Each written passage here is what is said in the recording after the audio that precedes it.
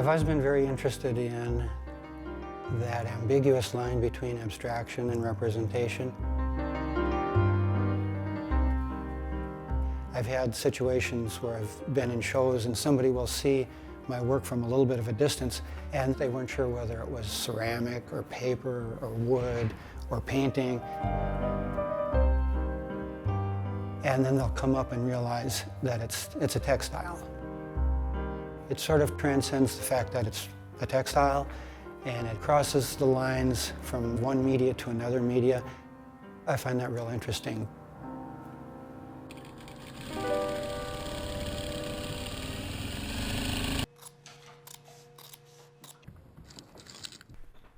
As a studio arts major in college, painting was my emphasis.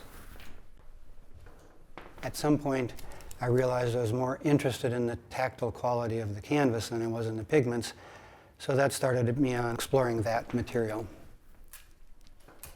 I wanted to do all the kinds of things that you're not supposed to do, using a blowtorch on the silk, blasted them with a shotgun, and that was kind of my approach, is to take something and see what you could achieve by breaking it down. What turned out to be the best result was from the simplest thing, and that was from tearing and ripping and cutting and slashing.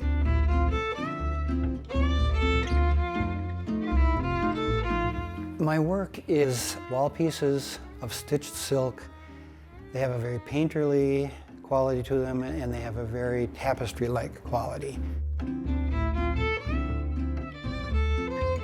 You know, we're cutting the fabric and kind of letting it do what it wants to do, so there's always this little bit of a surprise element there, and being able to control the technique as much as you can, but then just stopping short of total control and letting the material kind of go and do what it wants to do.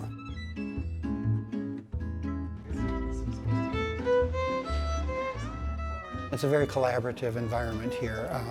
When we are in the experimental process on a piece, I look for as much input as I can from everybody.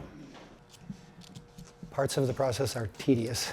I'm fortunate to be able to delegate out some of the portions to people who are interested in detail work, and I can really focus on composition, design, doing the layout, which for me is the real painterly part.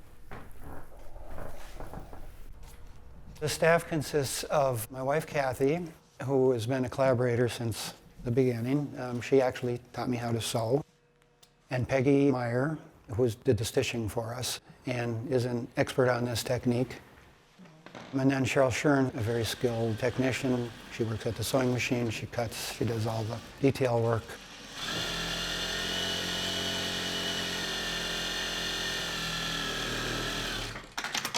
So this is a large-scale commission for the lobby of a luxury hotel in Abu Dhabi. They wanted it to be an abstract piece.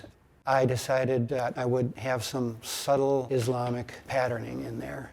The texture has a lot of curvilinear detail to it, and that's to just make a general suggestion in that direction.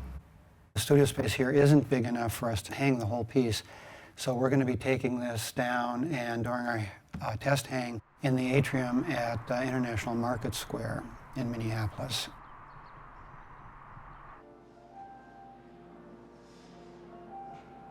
All right, here we go.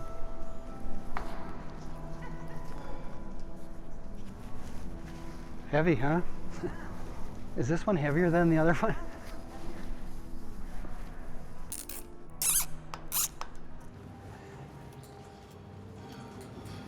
It got small all of a sudden.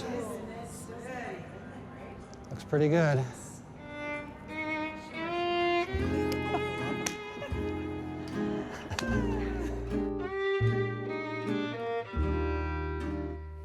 You know, I've been at this for 30-some years, and it's just been such an interesting process. It's a technique that I developed myself and have kept pushing the evolution of it in different directions. There's this little element of surprise that's always in the background. You know, you control it as much as you can, and then you kind of let it happen.